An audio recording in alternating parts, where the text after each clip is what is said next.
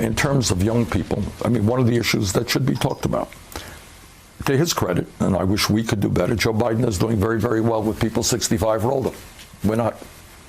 We're doing phenomenally well with people 30 or under. Why are fewer young people turning out in 2020 with you on the ballot? I mean, what I will tell you is that in Iowa, we increased by 33% the number of young people who are participating. I'm not familiar with these statistics. I really haven't seen them. But it is look, this is the challenge that we have. On the other hand, Joe Biden's win last night was stunning. He picked up 10 states out of 14, California yet to be awarded. He carved, in effect, a path from the Atlantic seaboard clear on over to the Mexican border with additional real estate to the north.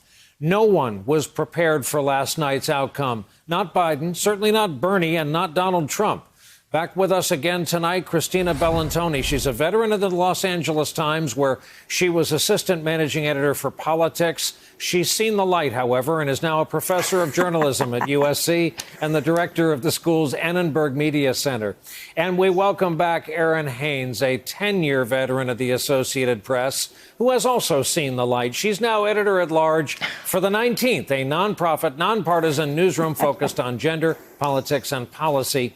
And excitedly, we can say it launches this summer. Christina, I'd like to begin with you. And I heard my friend Conan Nolan of KNBC say the following, so I'll say this to be fair. L.A. County has 10 million people living in it. He said only 8 states have greater populations than that of L.A. County. So we'll establish that before I ask you the following. How's the vote counting going? And when are we going to learn who won the California primary? I've been trying to prepare people for several weeks of counting for a long time.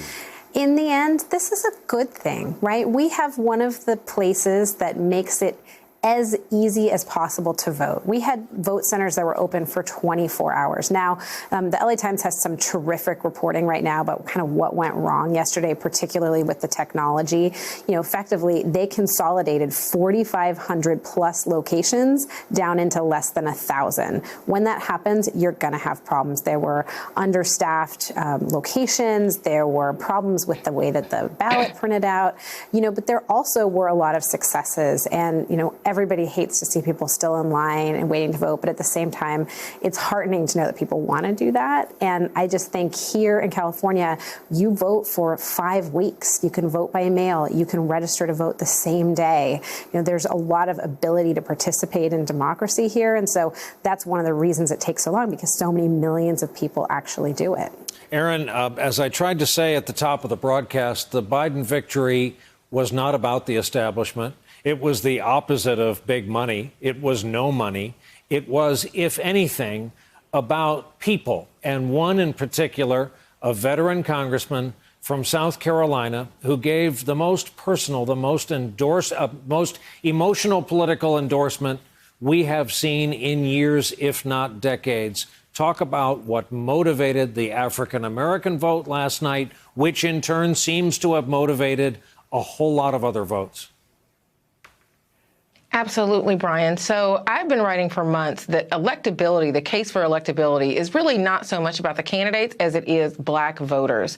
The person who black voters say is electable is the person that makes the case for electability. And I think overwhelmingly what we have seen in the last 72 hours is that the candidate that most black voters feel is electable is Joe Biden.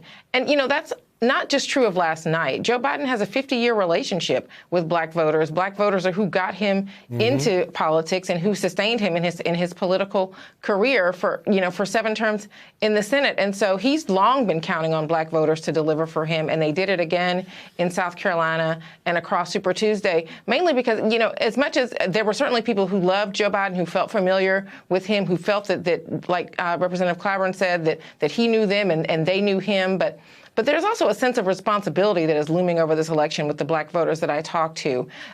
For them, you know, with the priority for them being to oust President Donald Trump in November, they are squarely focused on that goal. And for them, at least at this point, Joe Biden is the person that they see as being able to help them achieve that goal.